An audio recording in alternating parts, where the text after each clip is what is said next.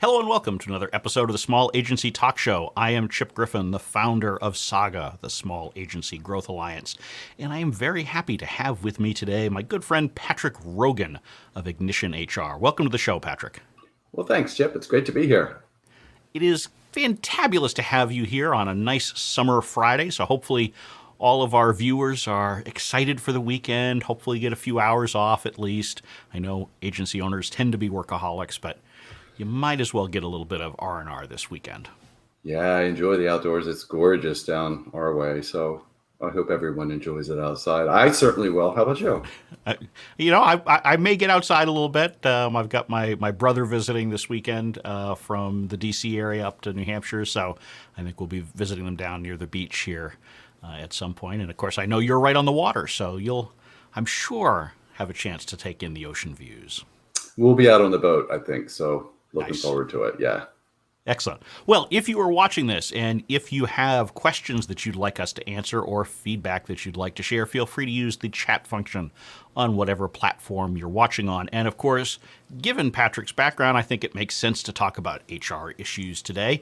I mean, I know you can talk about all sorts of things, Patrick, but might as well stick with the wheelhouse, right? Yeah. And one of the things that I have been hearing from a lot of my clients when I've been working with them lately is that employees spent the last year and a half or so effectively being grateful that they just had some job security. They were willing to bend over backwards to do what it would take to make sure that the agency continued to survive and thrive. They worked through all of the challenges. But now, as we're sort of coming out on the backside of the pandemic, they're starting to say, well, now it's time for me to revisit some of the things that I'm interested in. And so they're asking for raises, promotions, maybe special accommodations. They want to go move somewhere else and still remain an employee, or they want to work, more remote than in the office, even though the office is reopening. And so a lot of my agency owner clients are saying to me, how do I handle these questions when someone comes to me? So that's going to be the thrust of the conversation over the next, a little bit less than 30 minutes at this point. But so if someone comes to you as an employee now or really any time and says, boss, I'm working really hard. I've produced great results. I know it's not our normal cycle for pay raises, but I really need an extra 10%, 20%, whatever number they've picked out, or maybe they haven't even picked out a number. So how do you react to that initially as a boss? Well, I think it's important to have the conversation, right? Irrespective of how it's going to work out, I think it's good to be respectful and make sure that as the question starts to percolate and you think about how you want to address it, make sure you really understand first the employee's perspective, like why, what's driving this? Maybe it's what they feel they're worth in the market. Maybe they have some extraordinary expenses. Just kind of understand first what's going on. In the background, though, what's driving this is we're observing that employers initially got excited when COVID started to end, and all of a sudden there were opportunities to hire employees, and they were taking advantage of that. And that's great, right? But at the same time, those employees are coming from somewhere. So turnover is definitely picking up right now. And one of the drivers for some of these questions that employees are getting is that employees are wondering, well, maybe I should leave my role. So as the employer, and you're getting some perspective in terms of why the employee wants a salary increase in this case, or an accommodation, or whatever it is. The reason why it's important to ask those probing questions is you want to find out, are they really looking to leave, right? And is that the driver for this? They're not going to say that in those words, but as you have the conversation and get more information, you get some perspective on it. And I think that's the most important piece to understand. Does that make sense? It does. I think the conversational element is one of the most important things to focus on when you're approached by an employee for any request that they may have, because understanding their motivation is important, but it's also important that they're feeling listened to in the process, because a lot of times as managers, as owners, we may have sort of our immediate gut reaction to whatever we're being asked. I want a 30% raise, and you sit there and okay, sure, okay, yeah, that's nice. But you don't, you sort of have to be much more poker faced and much more Hmm. inquisitive Right. so that you can learn and listen, because a lot of times if you say no straight up, they're going to be much more upset than if you've listened to their argument and then you explain Hmm. why it's not possible. And I think that's often overlooked because we're often caught off guard by these conversations. And so when you're Right. caught off guard, you have a tendency, it's human nature to show your reaction more visibly. Hmm. Hmm. And I think it's also important as an owner to first look at, well, what are the two criteria that I'm going to use to balance this decision I have to make, right? And for me, it really falls into two primary buckets. The first is from an internal equity perspective. Where is this employee's compensation relative to other people and what they do in my organization? And as related to that is, what can I afford to pay for this person and Right. what they're doing and the revenue they're generating, right? So Right. that's the first and biggest category that I think should be in the back of the mind of the agency owner during this conversation. The second and smaller piece, but still relevant, is from an external equity perspective. What do I think this person's worth on the market? And the reason why that's important has less to do with what you can afford to pay and more to do with how likely they are to leave. And if they leave, what would they potentially make? Right. Doesn't mean it has any impact on what you can afford to pay, but it is a data point you want to be aware of. And I think it's Yeah. important to keep that in the back of the mind. Absolutely, and the reality is that it is an employees market at the moment, right? It It is. is, we have gone back to where we are, where we were, maybe a year and a half, 2 years ago, where employees were really driving the conversation because they had the flexibility to move. And at least for the moment, it appears that employees do tend to have the upper hand with that flexibility to move to new employers, because a lot of agencies are trying to hire. A lot of agencies are having a hard time finding people, and Right. so natural supply and demand kicks in. But I think you've touched on something important there as far as doing the analysis and figuring out what you can actually do, what makes sense strategically, what makes sense financially. And so part of that, I think, is that no matter whether your initial response is yes or no to these requests, you should Hmm. always sleep on it, right? You should not Right. give your Yeah. answer in that immediate conversation, even if to you, like, it's a no-brainer one way or the other. Take a beat, have some time to think it through, and make sure that you're considering all of the ramifications of that decision, because it's not just about approving that one thing. It's also thinking about what are the knock-on effects of that. What is the effect on future decisions regarding that employee's promotion or compensation or those kinds of things? What's the impact on the rest of the team? And I think those are Hmm. things you need to factor in as well.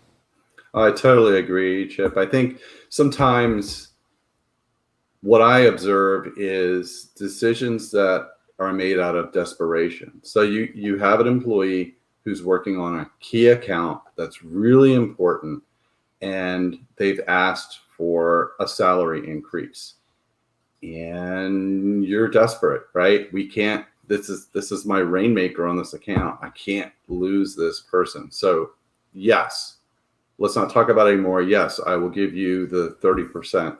salary increase Right. without thinking about what you just mentioned, which are what are all the downstream consequences of this. So what if that employee just had a salary increase 6 months ago? So now in 6 months, what do you think is going to happen? They're going to want another salary increase. And what is this employee being paid in relation to other people and the work that they do? Do you have compression issues now that all of a sudden you created by not taking more time to sleep on it overnight and think about, are there other things you can do that might make this employee happy that don't involve compensation? And lots of times there are, by the way, you know. Right.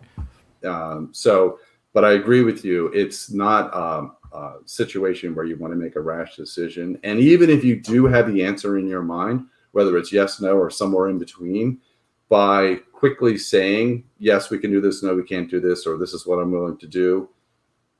The fact that from the employee's perspective, you just made a snap decision and didn't have the respect and common courtesy to think it through kind of makes you look bad, right? You've lost a little bit, even if you said yes.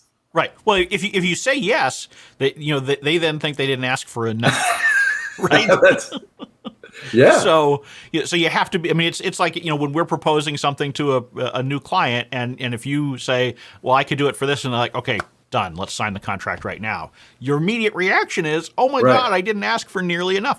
Guess what? Your employee feels the same way if you just say yes to whatever their request is, right off the bat, and so they're then going to raise the bar for what they may ask for in the future. So you do need to look at these decisions not as a single point in time, but what the impact is more broadly.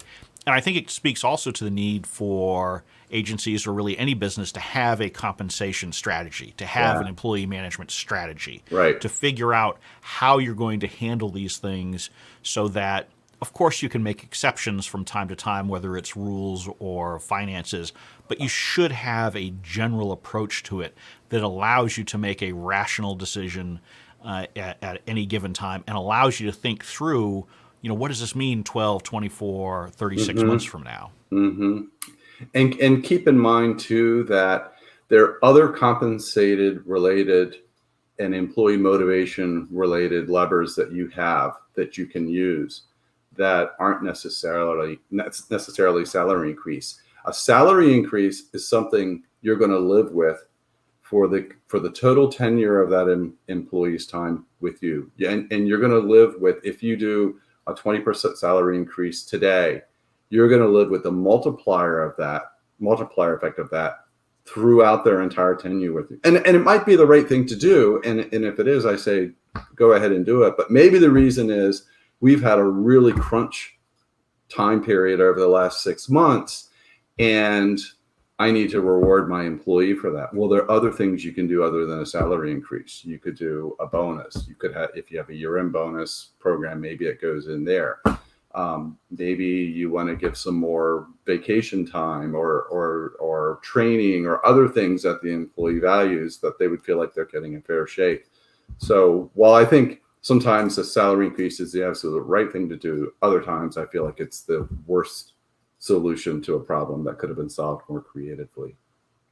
Right, particularly when you're talking, big numbers that are being requested, or maybe that you even decide you want to give. If you start doing that in the salary, as you point out, I mean, that's an investment that you're making not just for today, but for the future, because you're not going to be able to cut their pay at any point in the future, at least with any chance of keeping them around. And in addition to that, you've now created the expectation that if they got a 30% bump, they can ask for a 30% bump again. Yeah. And even though you say, well, look, in the moment, I've seen a lot of managers say, look, it's a one-time thing. We can't do this regularly. I guarantee you the employee doesn't actually internalize that. And so they sit there and say, you were able to do it last year. Why can't you do it this year? And so you've now reset their expectations. And so I think it's really important that you think those things through. And I love the idea of using those other levers, whether it's a spot bonus or putting more money into a bonus program, or, maybe giving them an allowance for a vacation, right? So most employees these days have more vacation days than they can use because a lot of folks didn't take anything over the last year and a half. But if you say, look, I'll give you, $1,000 to take some time off and spend it on, hotel, airfare, whatever it is. Sometimes those things can be really motivating, depending on the individual, right? You really need to, those are the kinds of things you really need to understand what motivates the individual employee, and use those to your advantage. Yeah. And I think the more, that's another reason for thinking it over a little bit before making a rash decision, because you might have an option. You might have a better way of making the employee feel motivated than what they've asked for. But typically the first question is, I want to bump in salary. And sometimes the reason for it is something as simple as you put them on a stretch project and they exceeded. So they're like, well, I'm at the next level now. Well, hold on. Because you do something once doesn't necessarily mean you're proficient at that. There's a difference between being proficient and doing something one time. And sometimes that's a little bit more difficult of a conversation to have. And that leads more towards what we were just talking about. Maybe a spot bonus or something else would be a more appropriate reward for something like that than something that you're going to have to live with forever, because the next stretch assignment may not have the same result. Maybe they struggle a little bit and you need to get someone else to help them. Well, you've already given them a 20% salary increase. Right. So, we didn't meet the proficiency litmus test. So I guess I have to live with this and try and get them up to speed. Right.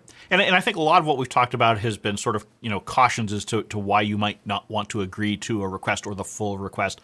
At the same time, you also have to recognize if you have asked, particularly over the last 18 months, for your employees to make a lot of sacrifices. Yeah. Maybe you downsized and so you put more workload on the existing team. Maybe you asked them to forego pay increases or bonuses last year. Maybe you, in some cases, I know agencies, at least for a period of time last year, asked for employees to take haircuts on their salaries to get through those months where a lot of their client base may have evaporated or cut back substantially. If you've asked your team to make sacrifices, and if now things are turning around, and for a lot of agencies, they're going really well right now. Even if they were struggling mightily last year, a lot of those agencies are doing really well now. You have to respect the fact that if you ask for sacrifices in the hard times, you have to find a way to reward them in the good times for those sacrifices. Yeah, I would say if that isn't a two-way street, then you should really be prepared for employee morale issues, right? If you ask and they give and then they deliver, and obviously your financial metrics are a factor, but with a lot of organizations and companies right now, they are. You actually have the room. So I agree with you. You have to do everything you can to keep them motivated, and at the end of the day, do the right thing. Right, exactly. And the other thing here is, I think a lot of employers forget the fact that employees talk to and with each other. And so you have to keep in mind that the decision that you're making for Sally is also going to impact Jane, because Jane's probably going to hear what Sally asked for and what they got. I always assume that everybody knows what everybody else is making. They may not, but I operate under that assumption so that I'm not in a position where I convince myself I can make this a one-off for one person, no impact elsewhere. The reality is, most places, people have a pretty good sense for these things for whatever reason, whether it's because someone doesn't have a good poker face after they get that big raise, or because folks are just social and talk about that. So you need to understand the impact of these decisions on the rest of the team. And so I guess my question to you on that would be, if Sally comes and asks for a raise and you believe that Sally deserves a raise, if you're looking at it and if you believe Jane deserves a raise too, but hasn't actually asked for it at that time, how do you handle that? Do you proactively call Jane in and say, I'm giving you a bump too? Do you wait for her to ask or wait for the next normal compensation review cycle? How do you deal with those kinds of things? So my strong preference is, except for rare circumstances, do your salary increases at a specified time of the year and do them yearly. Or if you want to do them twice a year, that's fine too. But yearly is probably the normal time frame. And if something has happened extraordinary in the meantime, do a spot bonus, do some other type of reward. And with the conversation of, we do our formal review. And that's when you're doing your side-by-side comparison anyway, right? When you're reviewing your entire team, I always like to try and put that off a little bit if we can. Satisfy the immediate need, take care of that issue, make sure they feel welcomed and rewarded and that type of thing. But, when you do so many off-cycle increases, you get to the point where it doesn't make sense to do year-end increases anymore because you've done so many off-cycle increases. And every time you do an off-cycle increase, you're so singular in your focus, you're not really it's hard to kind of remember what you're paying everybody else and does this fit with what you're trying to do there. But to your first point, employees do talk about compensation. They absolutely do. And there's not a darn thing you can do about it, and you might as well assume that it happens. I remember we used to have in employee handbooks, there would be a stern warning. If you discuss your compensation or bonus with other employees, you could be terminated. And and that's just, it's not even legal anymore. The NLRB for collective bargaining reasons has said you just can't do that. It's you can't. You can't do that. It's just stupid anyway. I mean, there's no way to really enforce that. I mean, come on. But what keeps me up at night is when employees talk about their salary and they're not being honest about it. So they're like inflating what they make, and all of a sudden someone else thinks they're making more. There's nothing you can do about that either, but that's the worst thing. I guess that's the newest iteration that I've seen these days. Yeah, I can't say I've seen that one a lot, at least not that's come on my radar. I mean, it may be happening and I just, I didn't notice it. But, I think that, I love the idea of, sticking to your normal schedule for compensation reviews so that you're not caught in that box. And I think the other piece of that is to have, some sort of a banding system for your compensation so that, people with similar responsibilities, similar titles are compensated similarly. Right. And so if you're going to compensate someone out of the band that you've established, give them a title bump at the same time. And that makes it a little bit easier so that when Sally and Jane are comparing their salaries, if they've got different titles, then it's a lot easier to explain a discrepancy, right? And it's more transparent to everybody that they're being compensated more because they've taken on not just a new title, but usually new responsibilities that come with it. And so, having those kinds of approaches can be really helpful. In a lot of small agencies, they just sort of do titles and comp willy-nilly. And part of that's because you start small, you add one employee, you add a second employee, and so you're just sort of making ad hoc decisions. But at some point, and I would suggest that it's sooner rather than later, you should come up with some sort of a strategy for how to handle that and how you're going to tier people, even if it's, someone goes from being an account manager to a senior account manager or something like that. It allows you to do those things in a way that makes more sense to the team, and it doesn't appear to be purely arbitrary on your part. I totally agree with you. And, I've noticed when I work with agency owners, it feels like the number where that's most relevant is once you get into double digits. Once you have like 10 or 12 employees, if you don't have consistency at that point, then things could get a little bit hairy. And that just seems to me to be the magic number. It could be a little bit lower. It could be a little bit higher. When I talk with agency owners, they usually expect that this not to be an issue at this point. And they're always like, well, when do we get to 20 or 30? That's a bigger agency problem, not a smaller agency problem. And I always push back with that and say, look, consistency is always important in any size organization, but particularly when you get up to, 8, 10, 12 in that range, if you don't have consistency in terms of levels and titles, then it does feel like a free-for-all, and employees don't understand what it is they need to do to make it to the next level. I also think that doing a yearly review for salary and levels, not a yearly performance review. I think that should be done throughout the year. That's a totally different subject, but this is and you and I are on the same page there. I hate the idea that you do an annual performance review and then you come straight out of that with new comp, because then no employee is listening to the constructive feedback and they're completely focused on, anything you say bad is going to impact my salary. It may or may not, but you don't want those conversations to be simultaneous. You want them to be separate. And frankly, the annual performance review is more for the employees, sort of ego or mental well-being anyway, because you should be in your weekly one-on-ones communicating all of the performance information that they really need to know. And if they're just learning it in the performance review, you failed. But anyway, yes, that is a separate conversation that I'm sure I think we've had it before, but we should probably have it again, because I think it is vitally important. But yes, having that process for comp, I think, is very helpful. Yep. And I think the other piece of this is that, when you are looking at the titles and comp of your team, while you may not need to be super structured before 10 or 12 employees, I think it's actually valuable to start thinking particularly about titles before that.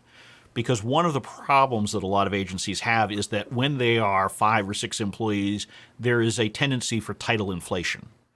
Yeah. And so that can make it harder to grow your team when you do get to 10 or 12, because if you've been handing out like VP titles, then all of a sudden once you get to 10 or 12, if you start bringing in higher level talent and you're going to layer somebody, now you've got to hire people as SVP or EVP, and all of a sudden it starts to look silly. Right. And because you can't really take a title away from somebody. I've seen No. folks try that. Yeah. That doesn't end well. So, even if you say it's part of a restructuring of our org chart, well, yeah, people view it as a demotion, even if no salary gets cut as a result. So I think it is helpful to at least be mindful of those things, even when you're just at a handful of employees, so that you don't box yourself in as you grow. That's a great point. And I was just thinking back to an agency I was working with a few years ago that they had 50 employees and they had never really done the title thing. And they needed consistency because their biggest problem was there was a total lack of clarity in terms of career progression from employees, because what am I progressing to? There's Right. There's 50 different people and 50 different titles. So how do I know I'm growing in my career? And at the end of the day, we did have to change titles, and there were some very hurt feelings. We had some titles that were changed, and it just coincided with salary increases were coming. So they got a salary increase, a title change, and they were demoralized that their title had changed. That whole situation, when they were a 5-person shop, would have been totally different if they had started with consistency right there. I totally agree with you. But if you haven't done it by 10, then for heaven's sakes, don't wait till you get to 50. Right. So I a couple of other things that I want to touch on here as far as handling these employee requests that are coming down. So one of the popular ones right now is we're now allowed to work remotely. I'm going to work remote from Montana, Hawaii, Mexico, wherever. And so a lot of agency owners are fielding those from employees. And in some cases, they may not even be requests. Sometimes it's coming across as simply, I moved. That's where I am now. And so I guess my question to you would be, do you let's assume that you're a remote-only agency now. Either you were remote to begin with, or more likely you've decided that you're just not reopening your office because you think it's a way to save money, which it's not, but we'll have that argument another day. Right. So if someone comes to you and just says, that's my plan, that's what I'm doing, and let's assume they're a good employee, do you just say, sure? Not right off the bat. The first thing is, and this has been a huge area of work for me, is make sure you know where your employees work, like what state they're in, because there could very well be a legal nexus that you're not aware of. Like their bank is the same, so for direct deposit, nothing's really changed. Well, actually, if they're working in a different state, there could be different employment law rules and regulations. You could have a legal nexus. I mean, so that's one thing. Taxes too. You got to make sure the right taxes are being withheld. So there's right, because particularly there are some younger employees who may have gone and moved back in with mom and dad wherever they were from. Right. For whatever reason, and now they're still there. Well, now you've created a real issue for yourself if you're going to now be aware of it and allow it to continue to happen. Yeah, and keep in mind, as an agency owner, you have control over where your employees are going to work. Now, that might mean there might be a hard decision or two involved, and maybe it's evolutionary over time. Most agencies I talk to today are moving to more of a matrix model. So they want employees in the office part of the time because there are cultural issues, and sometimes there are particular client needs that need to be met in a face-to-face that it just can't be done on Zoom or whatever platform they're using. That seems to be what I'm seeing more than anything else. I see some positions that can be done totally remotely, and if that's done with and thought about in advance, I think that's totally fine. But I think totally avoiding the office is a mistake for most agencies. I just do. I think that, and again, we could talk about that in more detail another time, but I just feel like that's really hard to maintain culture totally distributed, but some do it. So. Right. Now, the other thing I've seen is some agency owners that the employee comes and says, okay, you're allowing us to work remotely. We're based in San Francisco. Hmm. Employee is now moving to Kansas City. And so the agency owner immediately says, oh, well, now I can cut your pay because your cost of living is so much less in Kansas City. And so some agency owners are approaching it from that perspective. It's fine if you want to move somewhere, Right. but now I don't need to pay you as much. What's your Right. take on that? So I know that's an issue, and I know some agencies are making that decision. I really see pay rates starting to nationalize a little bit more than they have in the past, particularly with our current scenario of so many people working from home. I generally don't recommend cutting someone's salary unless you've got a really good reason for doing so. And just because someone changes location and maybe they're making a little bit of a windfall, your cost basis may not have changed at all. So if that's a really strong employee who's contributing a lot to your organization, think hardly how that is going to impact them. And are you at risk for now losing a great employee or not? But just a question, are you at risk because you decided to change their salary because they're working in a different location now? Right. Yeah. I mean, I hate the idea of cutting someone's pay for Yeah. almost any reason Yeah. It's because it doesn't sit well with the individual. They may even say they're fine with it in the moment, but yeah. I Yeah. guarantee it's going to gnaw at them over time. So I generally advise against that. If you're going to have location-based pay, you should have a location-based pay policy. Right. And Right. if you're going to do that, and particularly as agencies get more remote, it may make sense to Hmm. consider something like that. And so, what you say is, okay, your salary is $50,000 a year, Hmm. and then based on where you live, there's some adjustment for that, right? So if you're Right. in a higher cost of living area like San Francisco or New York, Hmm. maybe there's a bump up. And of course, Hmm. part of that depends on whether the agency is telling you need to be in that geographic locale or you're choosing to be, because those are, you shouldn't necessarily be able to just choose to move to a high cost area and automatically get a bump, but have it as part of some kind of policy if you want to see the salaries being adjusted based on where someone lives. Don't do it in the moment and just say, hey, Right. I can realize some cost savings here, because the reality is whatever cost savings you're likely to see probably aren't going to be nearly as big as the pain that you're No. going to cause. No, and I question how big those cost savings are going to be too. I know you Exactly. and I have Yeah. talked about that before. Yeah. It's Very few employees leave a role. Very few employees start looking for a new job because of their compensation. More often than not, there are other problems that tend to go into consideration. Once they've started looking, though, compensation becomes important. The exception to that is if you've lowered someone's salaries, then they almost always immediately start looking at other options. Yep. So the last piece that I want to touch on, I know we're a little over time here, but I think this is a very valuable Hmm. topic. So hopefully you'll bear with me for 2 or 3 more minutes here. Sure. The the situation where the employee is working on an important account, they know that it's an employee's marketplace, Mm. and so they come in and they realize that they have a strong hand to play, and Hmm. maybe they overplay it a little bit. Hmm. And I know this is something that you and I have both seen. We've Oh, yeah. talked privately about some of these Yes. scenarios in the past. How do you handle that when the employee is dramatically overplaying their hand and really, they realize they're holding you hostage and they're doing it?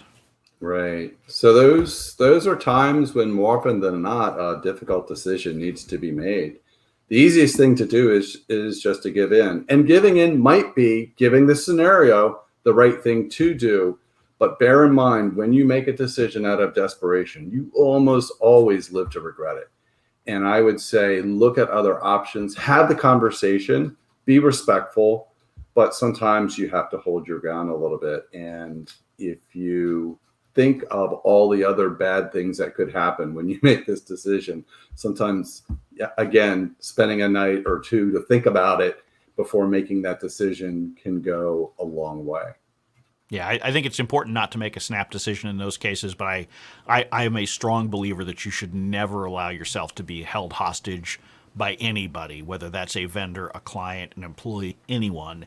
And if they realize what they're doing and they do it anyway, I think you need to find a way to exit that situation sooner rather than later. It may not be in the immediate moment because you may not be able to do that for whatever reason, but that's a situation where you've got an employee who is, showing real disrespect for the relationship. And that really bothers me. So no snap decisions. Yeah. But the reality is, if that's how they're seeing you're struggling, and that's how they're reacting, that's not the recipe for a good long-term relationship. If you let your employee hold you hostage and you give in, I guarantee you they will do it again. Absolutely. All right. Well, we don't want to hold our viewers hostage for any longer because we are now at 35 minutes, so we are 5 minutes over what I usually target. But Patrick, if someone would like to get more of your wisdom and advice, where can they find you online? It's real simple. They can find me at ignitionhr.com. Excellent. And of course, if you'd like to learn more about Saga, you can go to smallagencygrowth.com. And if you'd like to see past episodes of this or any of the other shows and videos that I produce, just go to smallagency.tv. And so with that, that will bring another episode of the Small Agency Talk Show to a close. Patrick, thank you for joining me. Viewers, thank you for watching. Have a great weekend, and I look forward to seeing you all back here next week.